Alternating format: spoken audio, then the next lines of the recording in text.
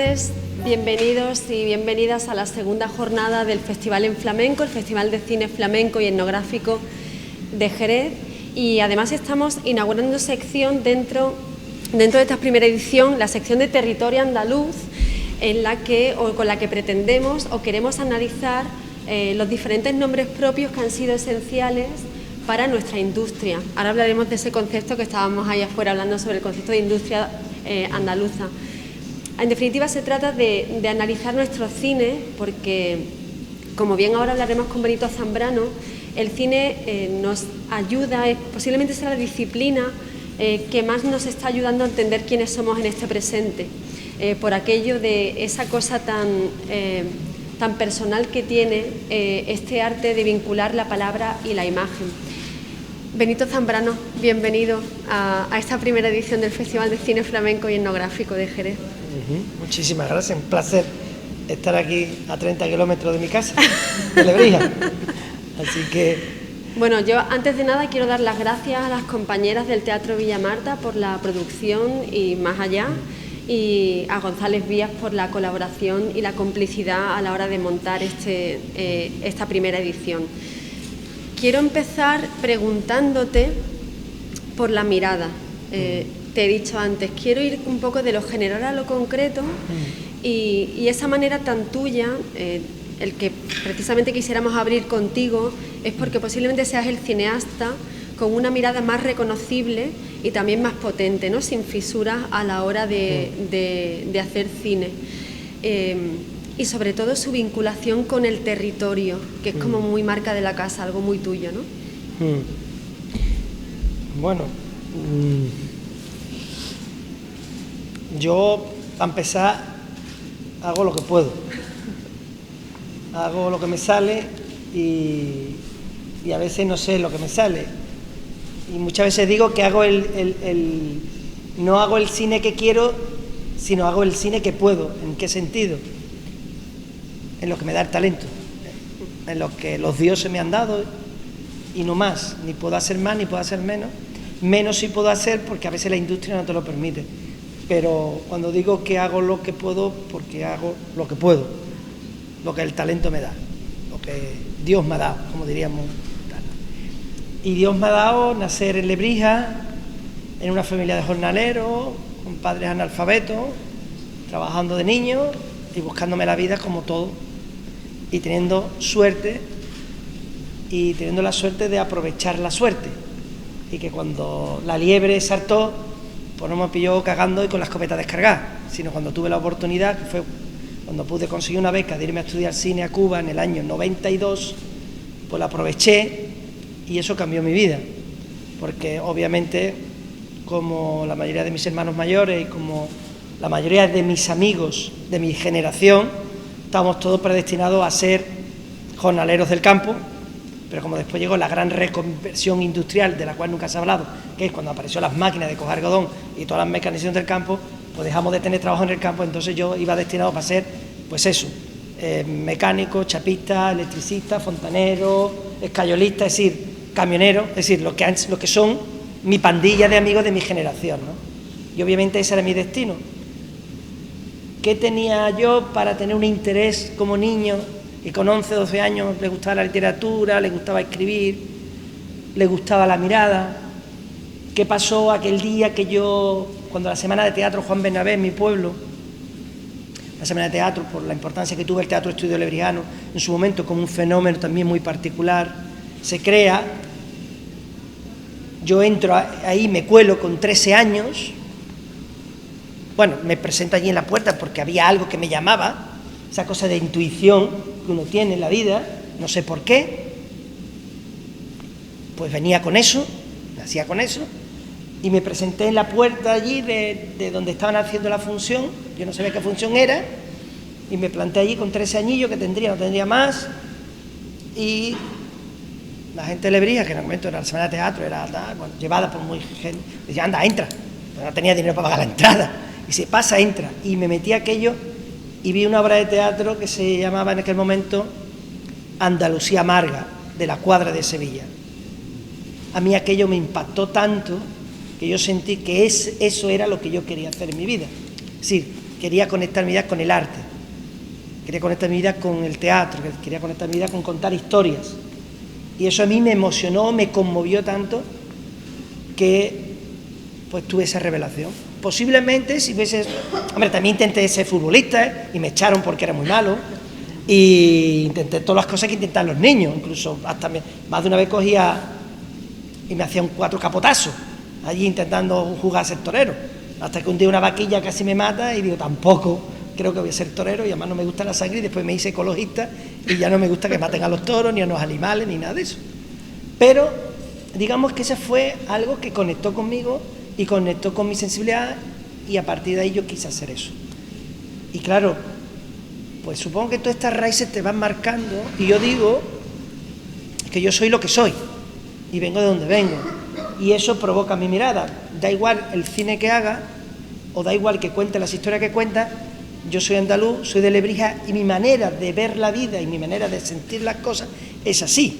Yo no puedo hacer las películas como las hacen en Dinamarca o en Suecia o en Italia o en Londres. Yo sé que mi forma de sentir, mi forma de emocionarme, mi forma de conmocionarme ante las cosas que pasan es la mía como andaluz. Y eso marca, aunque cuente una historia, ahora la última película que he hecho, que se llama Pan de León de Semillas de Amapola, basada en una novela, pues eso es una historia que ocurre toda, las protagonistas son mallorquinas, la historia ocurre en Mallorca y en África, está claro que sí, pero mi conexión emocional con la manera de contar las cosas tiene que ver con mi manera de ser. Y yo me considero un contador de historias que lo que pretende es emocionar. Mis historias no tienen mayor entidad intelectual ni filosófica. Mis pelis son sencillas, hablan de cosas bastante sencillas, pero sí creo que es la forma de sentir, y esa creo que es mi manera de ver la vida, es mi manera, es decir, lo que a mí me duele, lo que a mí me toca, lo que a mí me conmueve, y lo que a mí me provoca y me hace crear, tiene que ver con de dónde soy, de dónde vengo y cuál es mi manera de sentir la vida, ¿no? Y eso es lo que determina básicamente, creo que mi mirada. Después podré contar historias. Havana Blues es una película que ocurre en Cuba, que no tiene nada que ver teóricamente con Andalucía, pero sí es mi manera de sentir las cosas.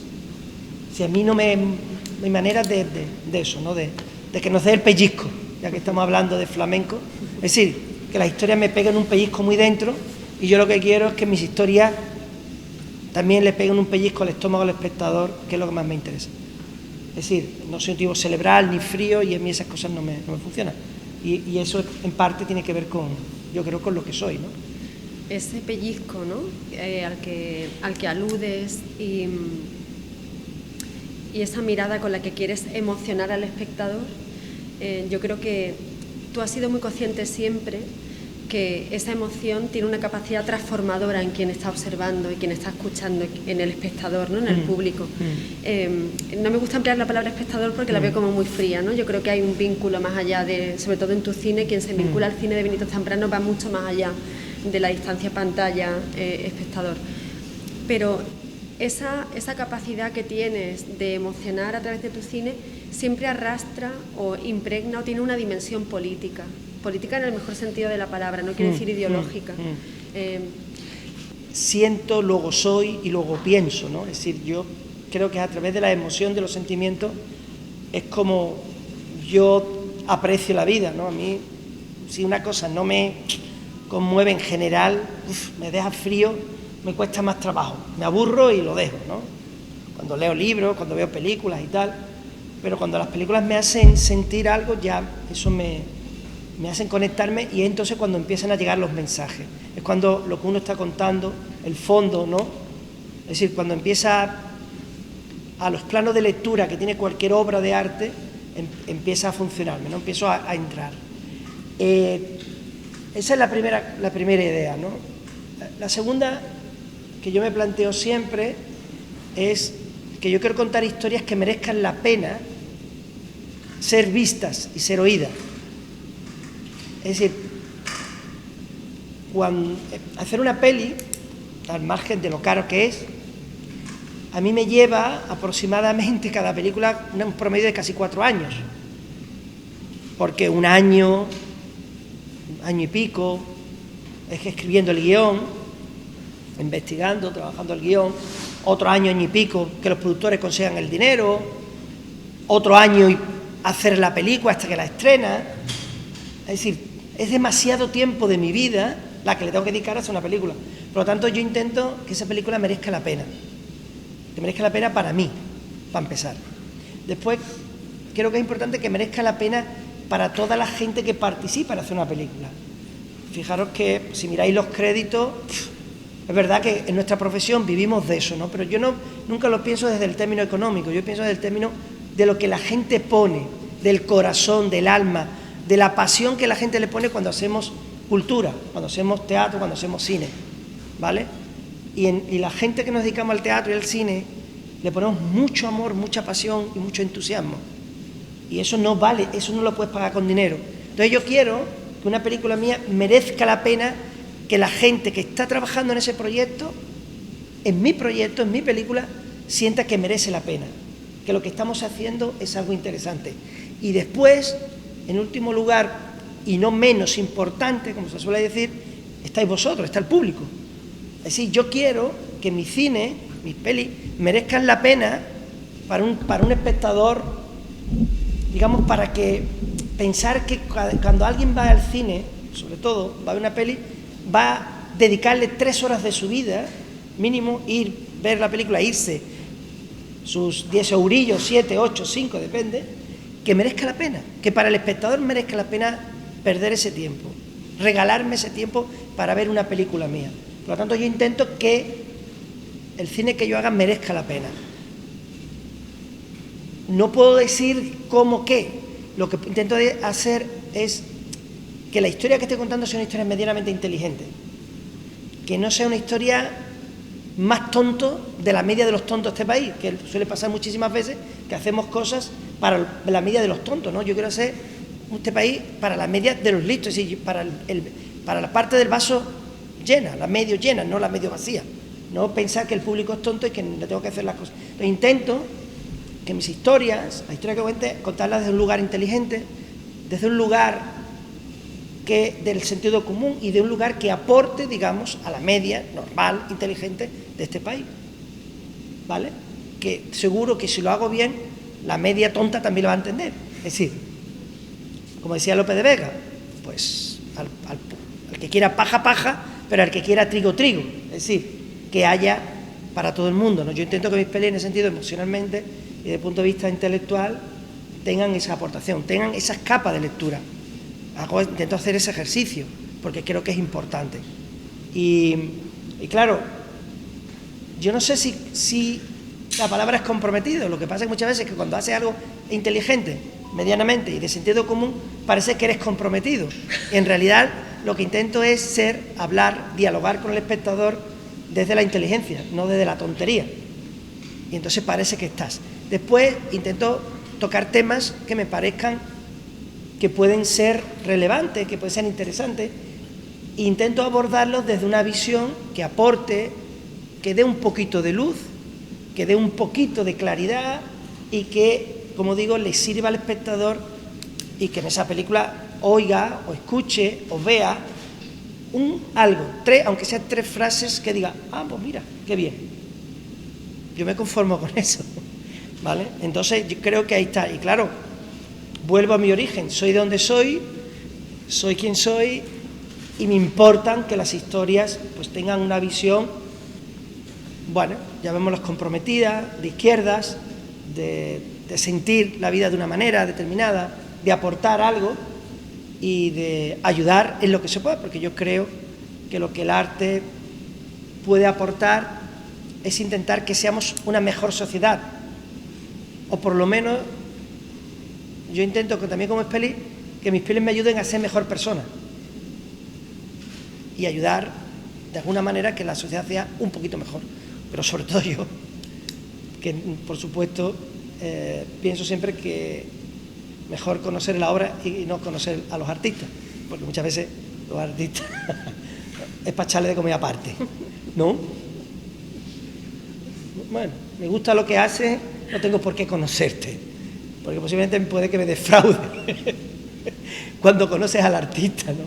Entonces yo creo que lo mejor es que nos quedemos con lo que hagan y que lo que hagan ayuden a construir una mejor sociedad y a construir mejores personas. Es lo único que me humildemente aspiro.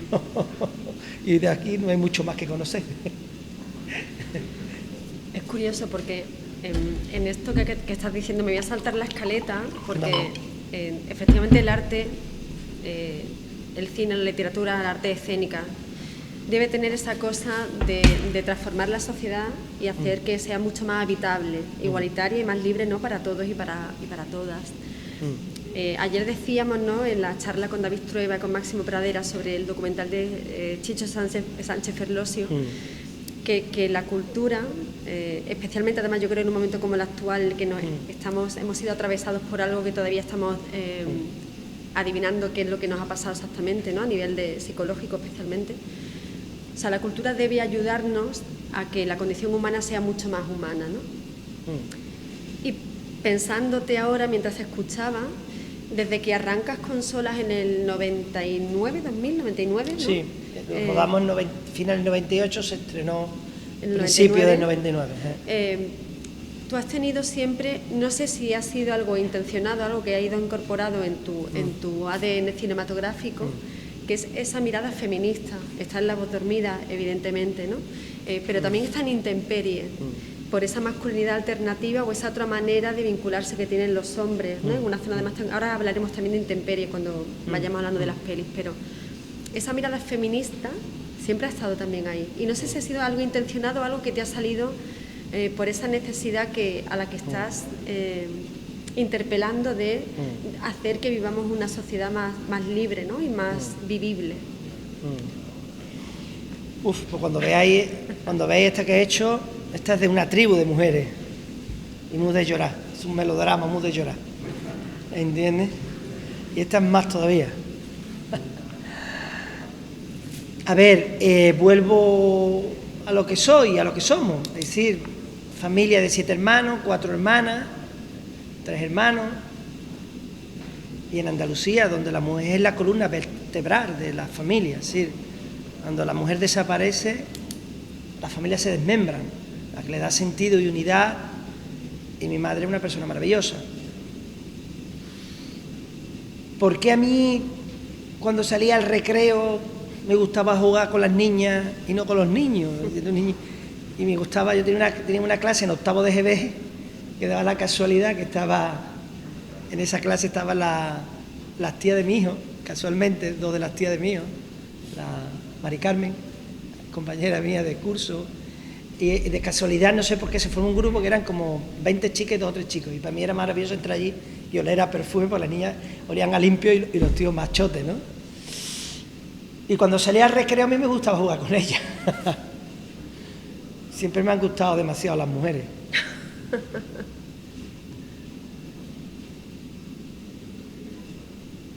¿Por qué? Pues no lo sé. O sea, que me resulta más innato, entonces yo te digo que en aquella época a mí me gustaba escuchar, y como nunca me gustaban las peleas ni competir con los tíos, ni porque y además no la tengo más grande que ninguna, pues entonces no voy a presumir de nada de eso, ni de fuerza ni de tenerla más grande. Y como tampoco jugaba al fútbol ni todos los deportes masculinos me quedaban mal, pues me sentía muy a gusto jugando a balón muerto con las niñas y disfrutaba escuchándolas. Y como me gustaban mucho también, pues no había problema. No lo sé, me atraía, me interesaba mucho. Con el tiempo me parece, obviamente, que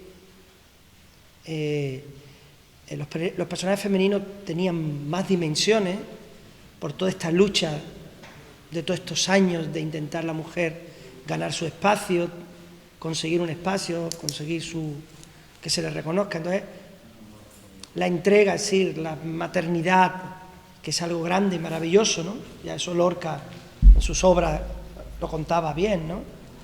Es decir, qué grande, ¿no? Es la maternidad, ¿no? Dar vida, ¿no? La complejidad de la mujer, ya te digo, de pelear, lucha, todo, ¿no? Todo lo que tiene que ver. Para mí ha sido personaje muy atractivo. Ahora empiezo a pensar que ahora lo atractivo va a estar en los tíos, cuando hemos perdido el espacio y ahora creo que lo interesante va a ser los tíos porque somos los que estamos perdidos. Las mujeres parece que tienen muy claro hacia dónde van, los tíos somos los que ahora tenemos que ver cómo nos ubicamos en este nuevo espacio-tiempo.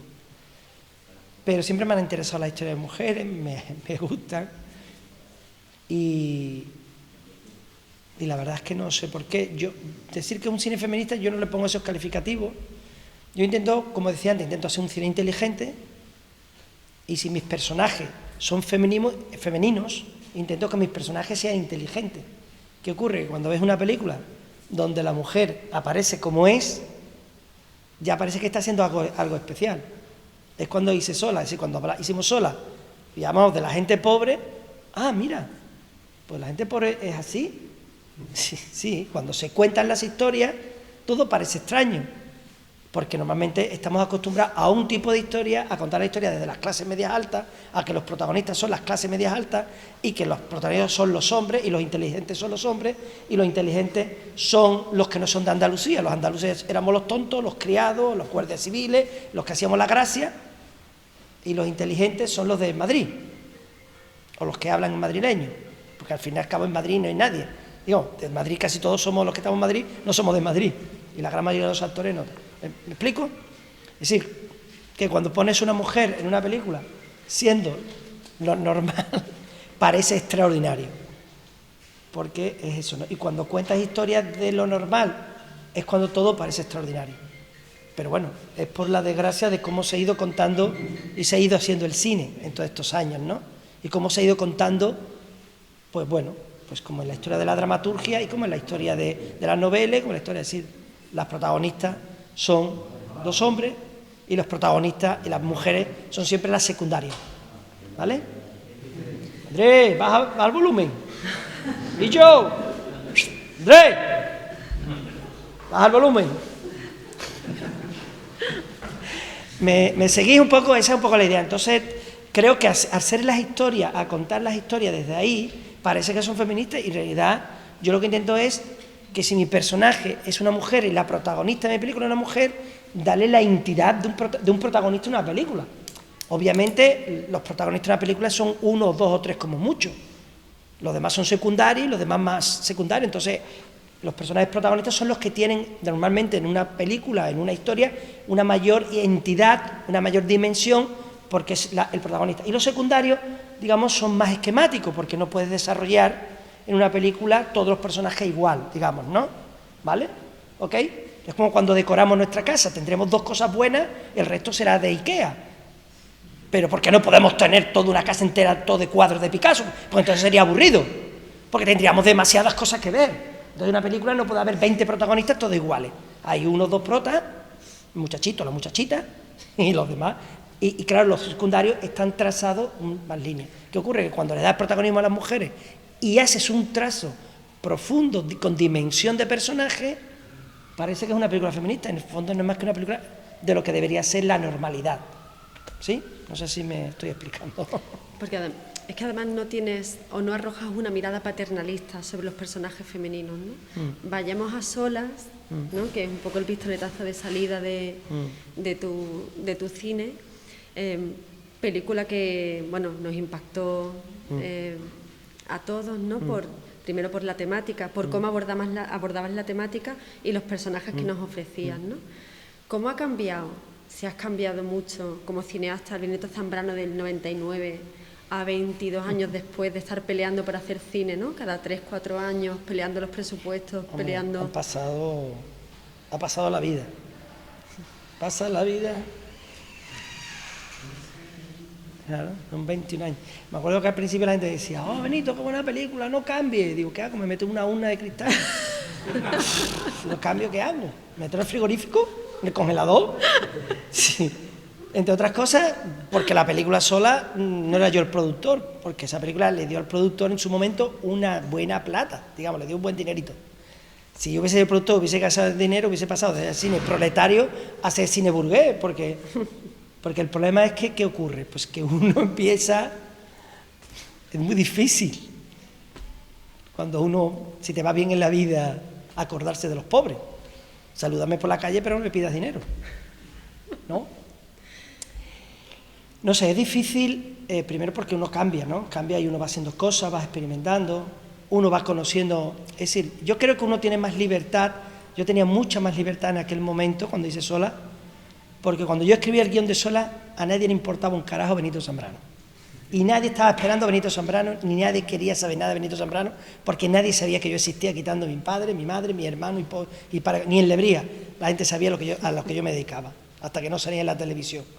Cuando ganamos el premio en Panorama, el premio del público en Berlín, en el año 99, que ganamos fue el tal, ¿no?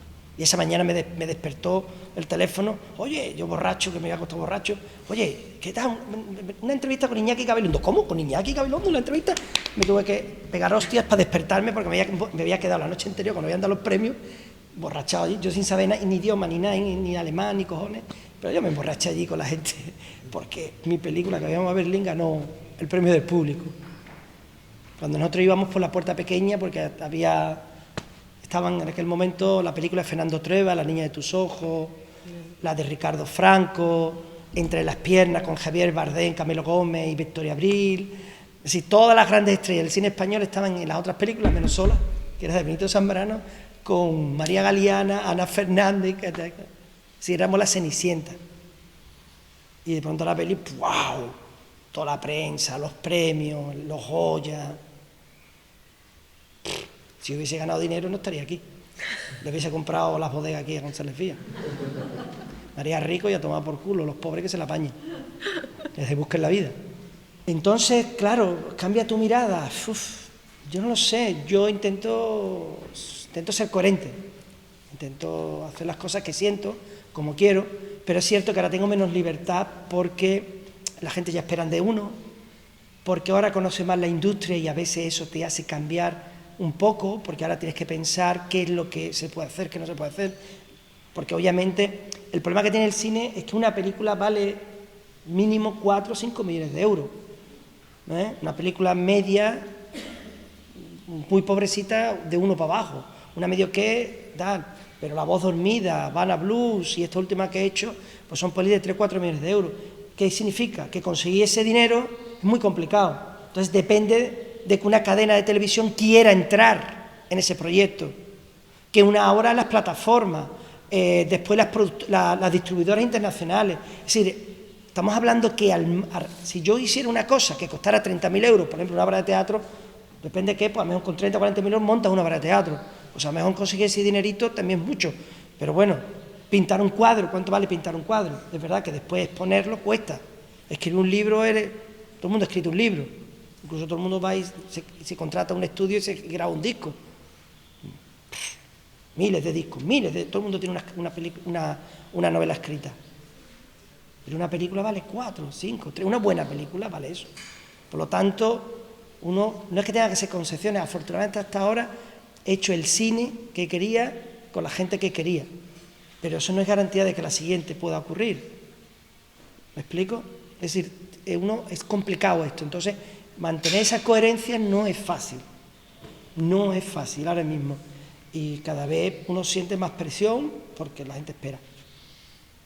Dicho esto, pues intento lo que estaba hablando antes, tener la mirada, sentir las cosas como yo las siento y hacer las cosas. Sí he podido permitirme el lujo más de una vez decir que no.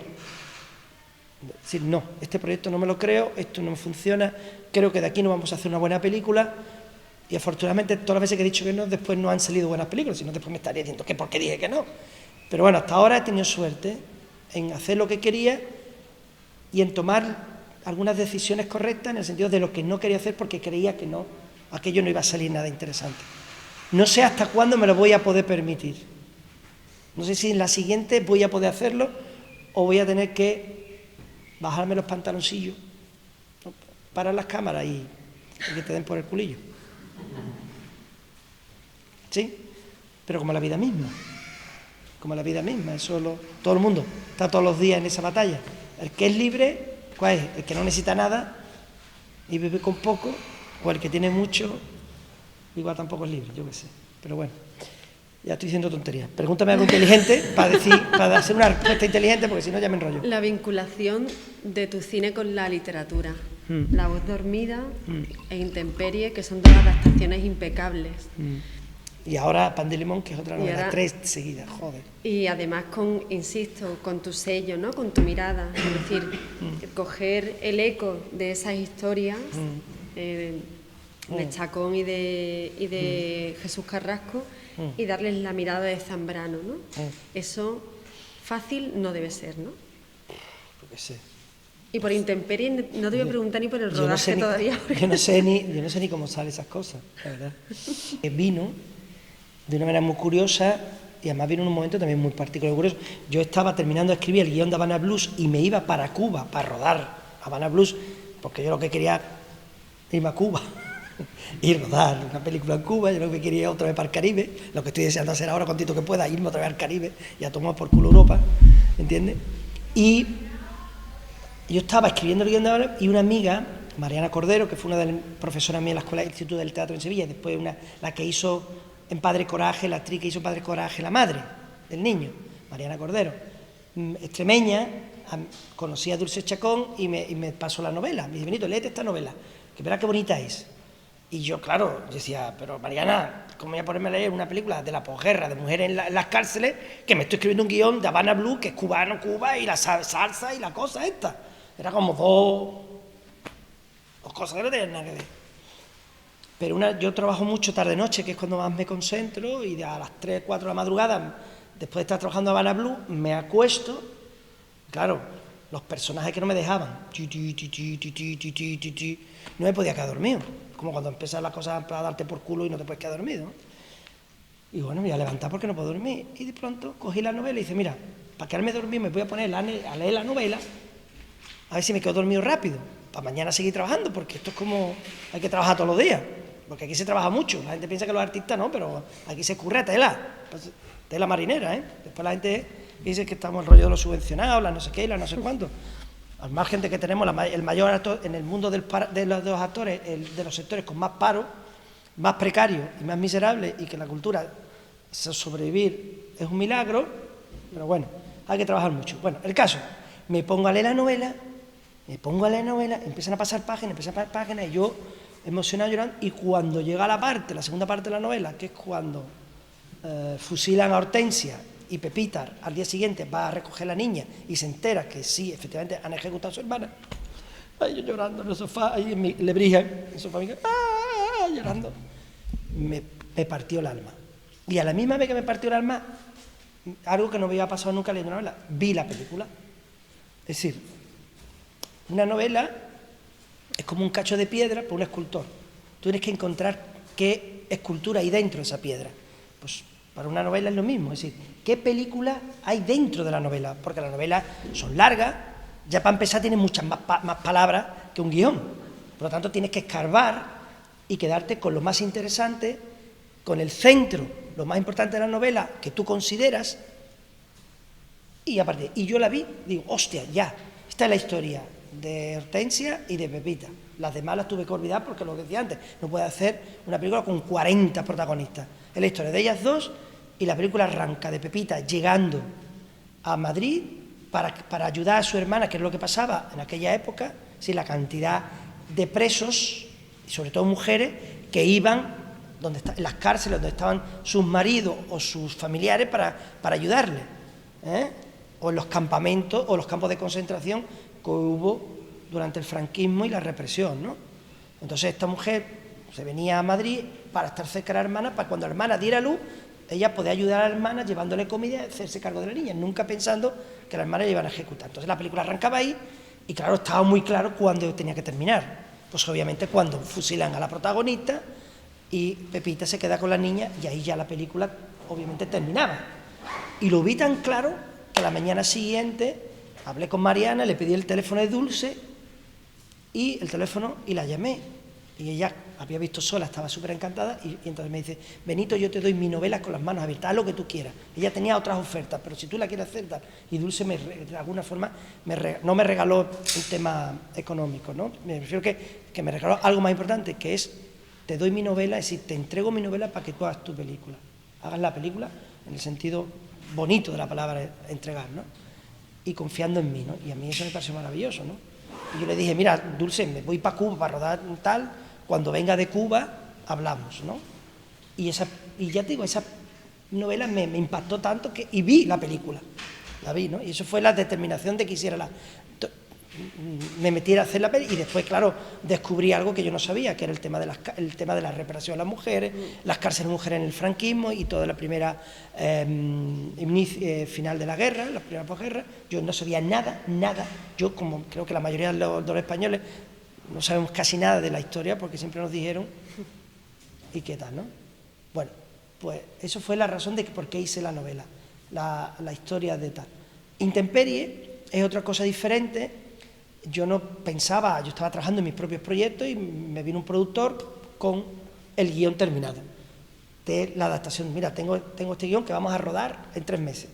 ¿Cómo? Sí, porque lo iba a hacer otro director, pero en 3 meses, si tú quieres. Leí el guión, obviamente, yo no sabía nada de la novela, no la conocía ni siquiera. Digo, ¿Intemperie de qué? ¿De Jesús Carrasco? ¿Qué? Me leo la novela, me leo el guión, y entonces ahí sí, ves tú, ahí sí tiene que ver con la visión, ¿no? La novela me encantó, el guión también, pero el guión estaba escrito muy pensado para otro director. Y yo entonces le dije al productor, sí, pero déjame que yo le dé una vuelta, que le dé un giro, porque además, y ahí vuelvo otra vez, no porque yo quiera presumir de que mi escudo y de mi abolengo sea jornalero, ¿no? y pertenezca a la aristocracia jornalera, ¿no? Me refiero, sí, que ese es mi patrimonio, digamos, ¿no? Lo que soy. No porque ir por ahí, es que lo que yo le decía es que, claro, haber trabajado en Los Cortijos, haber venido a vendimiar aquí, sabéis quién es el capataz, el señorito, pasar por la puerta del casino de Lebrija, irme por la otra acera porque me daba vergüenza, porque sabía que estaban los señores del pueblo. Yo sabía, es decir, yo como niño había vivido en Los Cortijos, había trabajado cogiendo algodón, habíamos dormido en colchones de paja. Es decir, había muchas cosas de lo que contaba Intemperie que, aun siendo años atrás, pero yo las entendía, yo entendía eso. Entendía que un capataz en un pueblo, ¿me entiendes?, manda más que el alcalde, cuando son capataces de fincas grandes o de grandes terratenientes, o el manijero, o el señorito, ¿me entiendes? Y ahí se hacía lo que ellos eran, y que ellos hacían lo que querían con nosotros, y ellos, siendo los propietarios de la tierra, eran como propietarios de los habitantes de esa tierra, se sentían dueños de la gente que vivían, ¿no? Los más veteranos aquí lo entenderán bien, ¿no?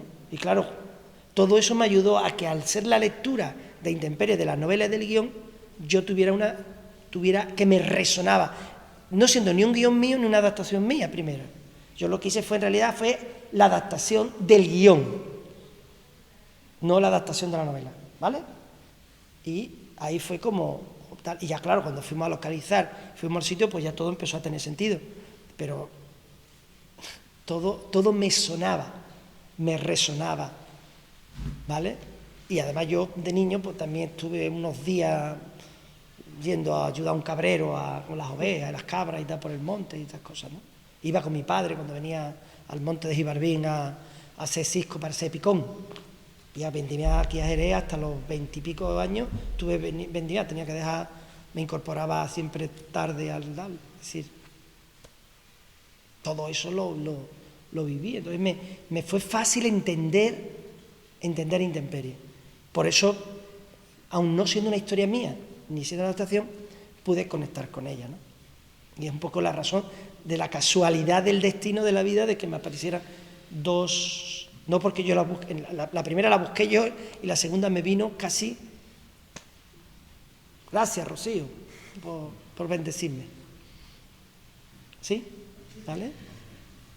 Tenemos 5 minutos para un par de preguntas, si queréis comentarle algo a Benito Zambrano. Ahora van a partir un jamoncito, nos vamos a comer, vamos a hartar de jamón con vinito y... El que pregunte, le regalo un jamón. El primero que pregunte, le regalo un jamón. Ah, mira, vaya. Usted tiene cara de ser una mujer inteligente, además tiene el libretito. Pregunte. Dime. Lo primero que... Venga, póngasela.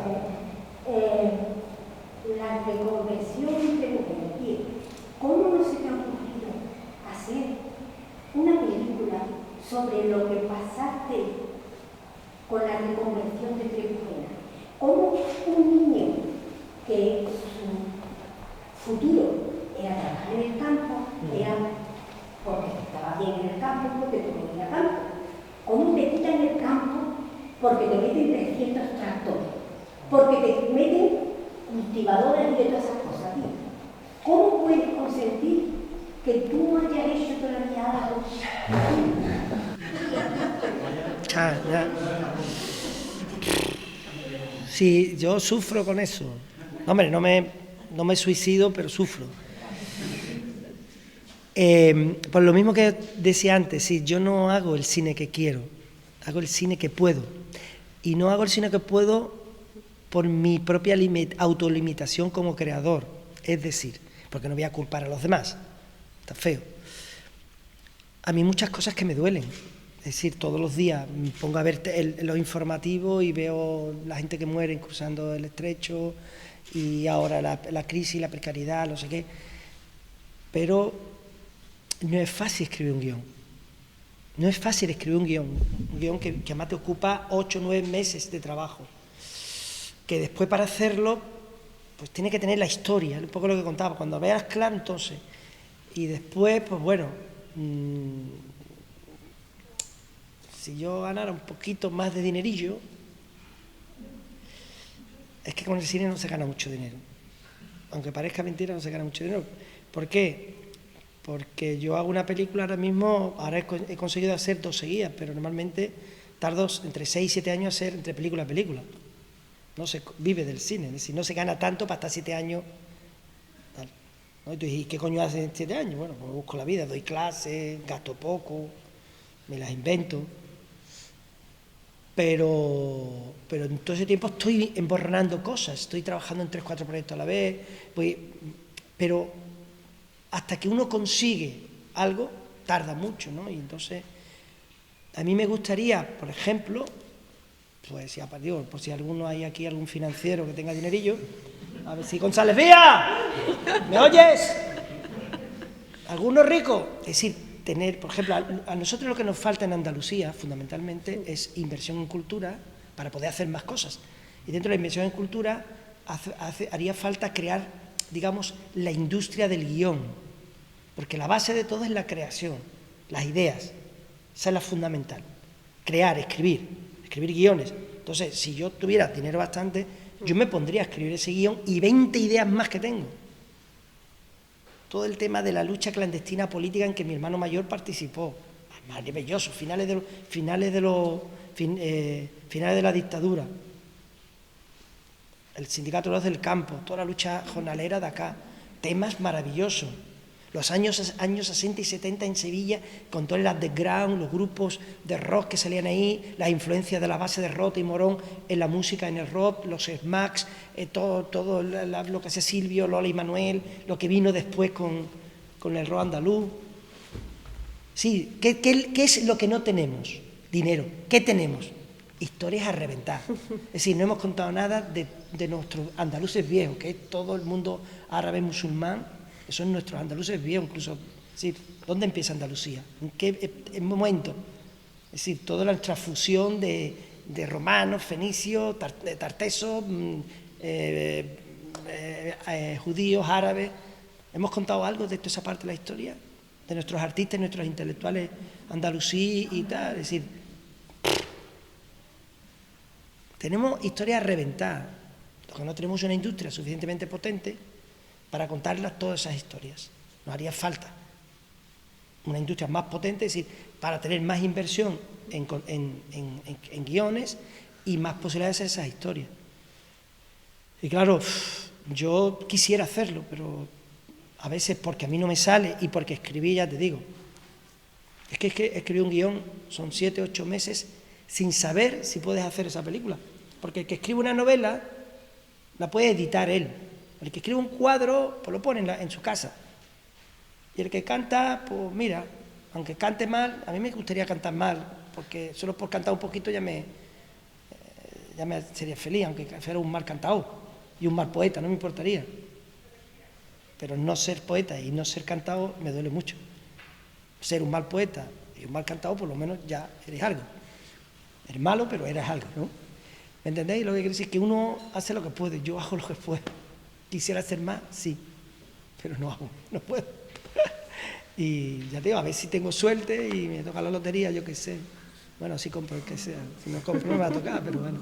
Bueno, ¿me entendéis un poco? Es decir, claro que tenemos grandes historias, tenemos muchas grandes historias, Andalucía sobre todo.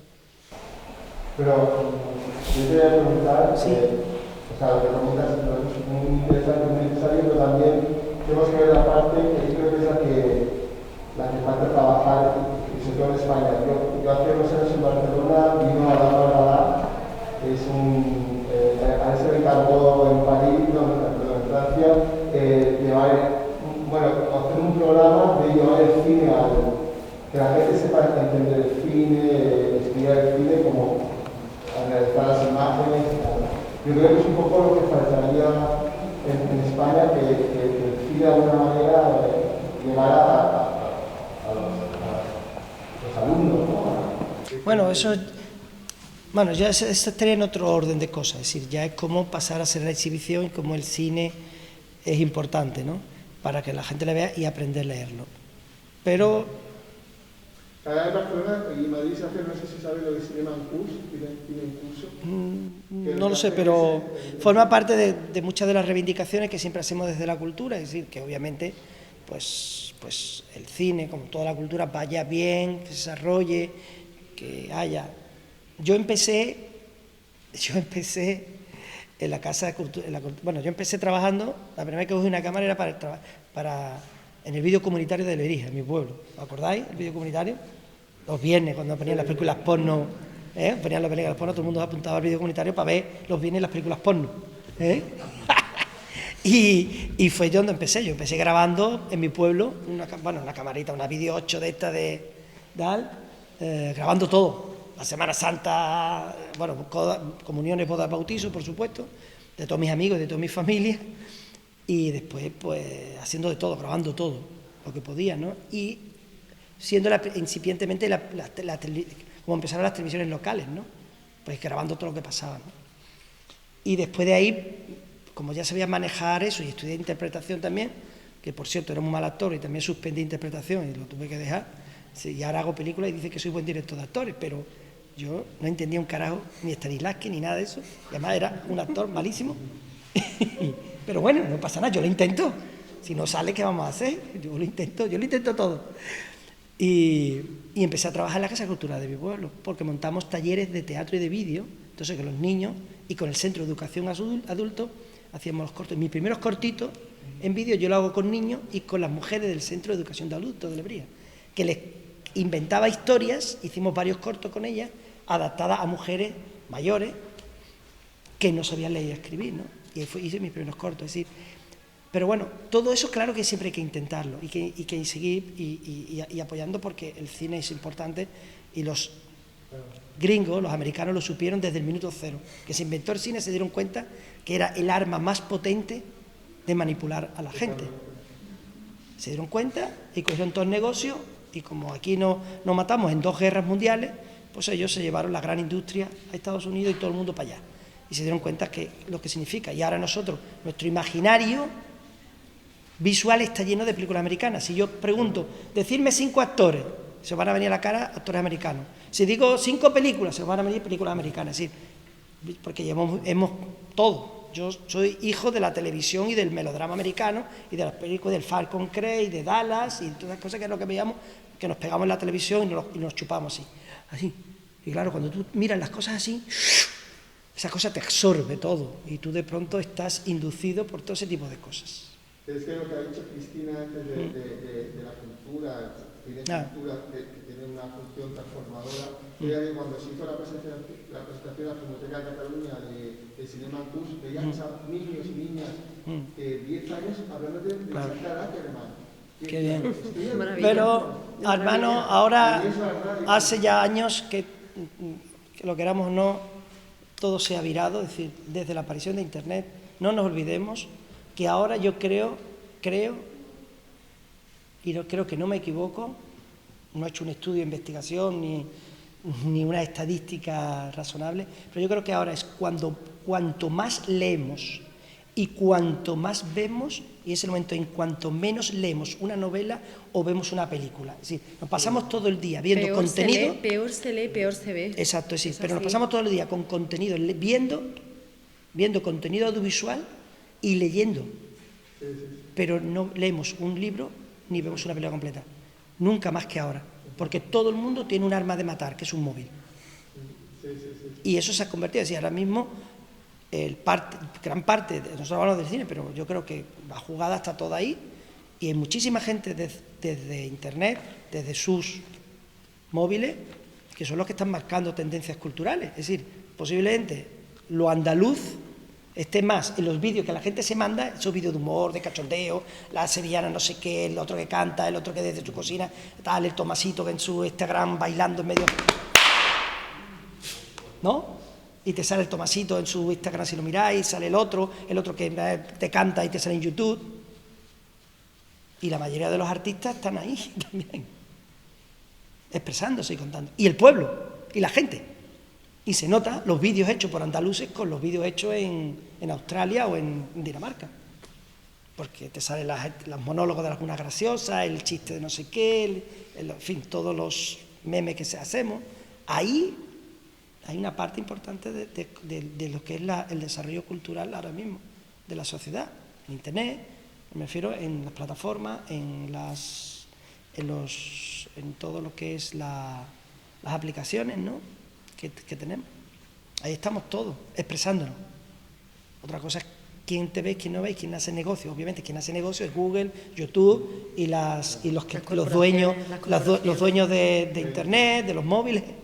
Pero bueno, nosotros lo usamos para contar cosas y para expresarnos y para enviar mensajes. Y yo creo que ahora mismo eso es lo que hay muchísima cultura visual sin saberlo. Porque es raro la persona que no se ve 3, 4 vídeos al día aquí. Más lo que después ves en tu casa cuando ves la televisión o por la noche cuando te sientas pues, a ver una serie, tal. Pero antes tú no solo veías películas en la televisión, ¿os acordáis? Los sábados por la tarde, cuando ponían en televisión española una película, el Mazinger Z, que era de mis favoritos, Heidi, la oveja maya, que también la veíamos mucho, ¿verdad? ¡Hecho fuera! ¿Te acuerdas? La de esta de Afrodita, de Mazinger Z, ¡hecho fuera! Tal y cual. Y todas las series estas de tal. Y claro, veíamos la televisión, porque además, entre otras cosas, era mucho más divertido estar en la calle jugando, partiendo cristales y corriendo y tal, y ligándote a las niñitas y intentando meterle mano a la niña ahí. Era más divertido eso. Pero ahora no, ahora nos pasamos horas y horas sentados en nuestras casas viendo contenido, o bien plataformas, o a través de videojuegos, o a través del móvil. Por eso digo que ahora vemos más que antes y no sé cómo lo estamos filtrando. Claro, porque ahora mismo estamos hablando de la locura de una invasión, pero ahí es donde se está jugando realmente el tema. El cine es ya algo casi, y veremos a ver cuando termine la pandemia, cuando salgamos de la pandemia, si el cine no va a ser ya algo de museo. Si voy al cine como que el que va al museo, porque todo lo más importante, ahora ha dado un gran empujón con el tema de la pandemia, todas las plataformas, y ahora todo el mundo en su casa tiene como mínimo 1 o 2, porque es muy barato, por 9 euros, tienes 2 plataformas y tienes trimillones de malas películas. Sí, pero tenemos que reivindicar la experiencia del cine de sala, ¿eh? Tenemos que encontrar la estrategia. Hagamos una asamblea. Venga, ¿estás de acuerdo? Una huelga de hambre. Y no nos comemos jamón que nos van a dar. No, es que además eso era algo que se veía venir con el tema de las plataformas. Lo que pasa es que la pandemia lo que ha hecho ha sido como ha pasado todo. ¡Fum!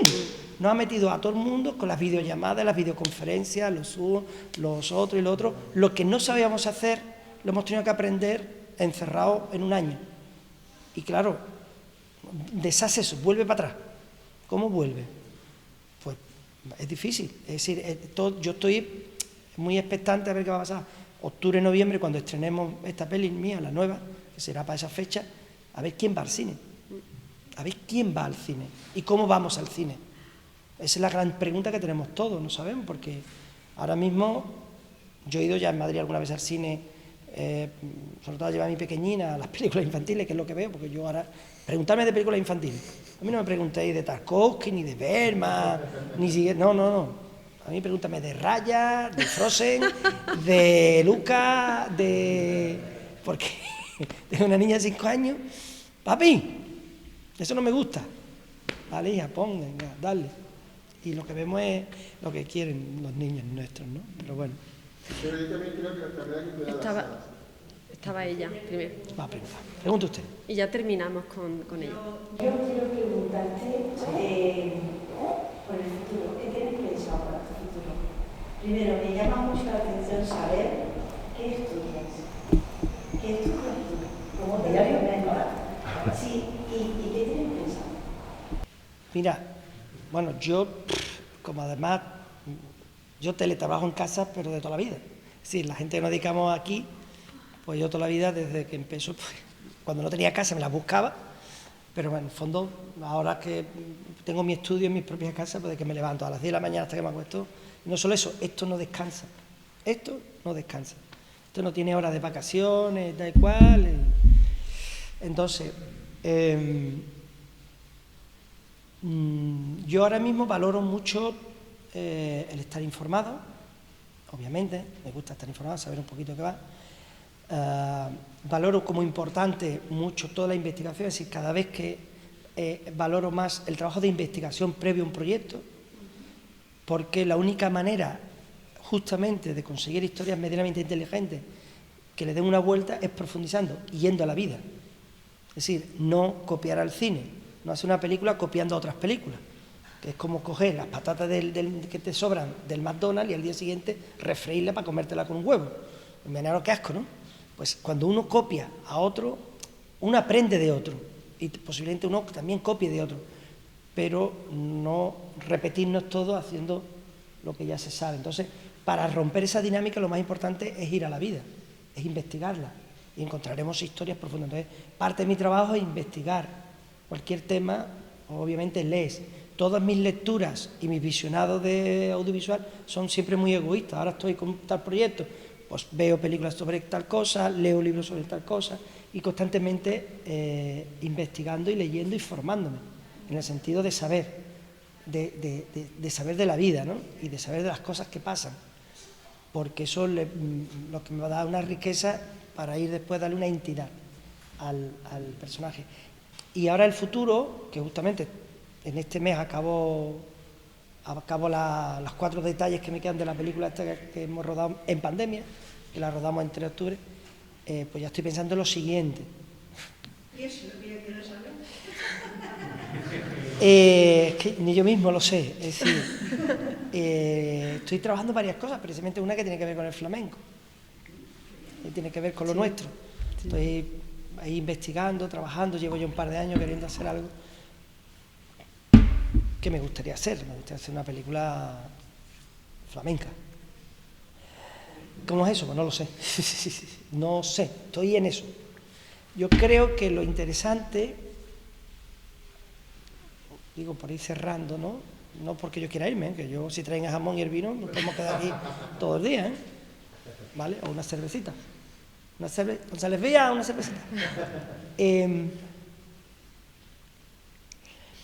Una de las cosas que a mí siempre me interesó mucho, precisamente desde que vi La Cuadra y después obviamente vi otras compañías, el caso de La Saranda, es decir, yo me preguntaba, y después obviamente de ver la evolución del flamenco y de todo el folclore musical rico y amplio y maravilloso que tenemos en Andalucía, yo siempre me estoy haciendo la pregunta de cómo podríamos hacer un cine que cuando la gente lo vea diga esto solo lo pueden hacer los andaluces. Igual que cuando la gente ve los carnavales de Cádiz, o ve el espectáculo de La Saranda, o veía antes lo de Tábora, o veía determinadas músicas, y dice, es que solo lo pueden hacer los andaluces. No quiere decir que nosotros tengamos un ADN especial. Tenemos el que tenemos, y eso es nuestro patrimonio y nuestros valores, que bastante que nos han jodido durante toda la historia y nos han colocado siempre en el culo de Europa, porque seguimos siendo la parte de Europa... Los privilegios para otros. Los privilegios para otros y para nosotros lo que sea, ¿no? Y seguimos siendo, obviamente, económica y culturalmente el culo de Europa, ¿no? ¿No? Pero bueno, sin entrar ya en ese detalle, a mí sí me obsesiona o me preocupa o me interesa mucho encontrar una manera de hacer cine que sea particular, nuestra, que sea auténticamente nuestra, pero no no por una cuestión de chuminista, que yo creo que nosotros no somos, los andaluces somos los menos nacionalistas, que también por eso en parte a veces creo que nos joden las cosas, ¿no? Pero sí somos nuestros. Y tú cuando ves un andaluz lo ves y dices, ese es andaluz. Lo oye, lo siente y en la manera de tal, pues yo quisiera hacer un cine así. Y en eso estoy, y en esa es mi búsqueda, y esa es mi investigación, y eso forma parte. Mientras tanto tengo que comer. Pero esa es parte de lo que yo quisiera. Es verdad que el cine es más complicado encontrar eso, no es fácil, ¿eh? El cine es muy real, la imagen es muy potente, es decir, la metáfora, la hipérbole, las atmósferas, por ejemplo, ¿no? Ya que tenemos la zaranda aquí en Jerez, es muy particular, el teatro te permite jugar con unos códigos muy abiertos, igual que la plástica, igual que la música. El cine es más cabrón, por el tema de lo caro que es, porque después lo tienes que, es más, como que es más codificado para que sea más entendible en todas las partes del mundo, porque tus películas tienen que ir no a un público reducido de 1000 personas que te ven en una obra de teatro o te van a ver tu cuadro o te van a leer. No sé si me explico. Es decir, hay un sistema de funcionamiento más global, más parecido a lo que después ha ocurrido con muchos elementos de la globalización económica o la globalización de ropa, o cómo vestimos todos, mismos pantalones aquí, allí, acá, para que se vendan bien. Sí, que el cine, por lo caro que es y por el tipo de industria que es, quizás nos obliga a romper esos códigos y crear nuestros propios códigos, crear nuestros propios lenguajes y nuestra propia estética, es más difícil hacerlo en cine, por la propia característica del hecho fotográfico también. La fotografía es muy potente. Y claro, las películas que son muy raritas terminan en los museos. ¿Me explico? Entonces, es una cuestión de mezcla entre historia y manera de contarla. Es donde, por ahí, y yo estoy buscando, parte de mis búsquedas van por ahí, ¿no? Y claro, que voy a hacer un experimento este fin de semana con actores y con flamenco, a ver qué sale, a ver, buscando, trabajando, a ver qué encontramos. Yo te deseo toda la suerte. Y yo también me la deseo, Benito, te deseo suerte. Porque la voy a necesitar, porque no sé, no tengo ni idea, solo tengo preguntas, solo tengo dudas y ninguna certeza. Pero eso es maravilloso. Vamos a ver, si hay suerte. Un aplauso para Benito Zambrano. Gracias. Gracias. Muy amable. Ahora una monedita, ¿no? Una monedita, ¿no? Que sea... Por si no me invitan, por lo menos para tomarme una tapita de ensaladilla, ¿no?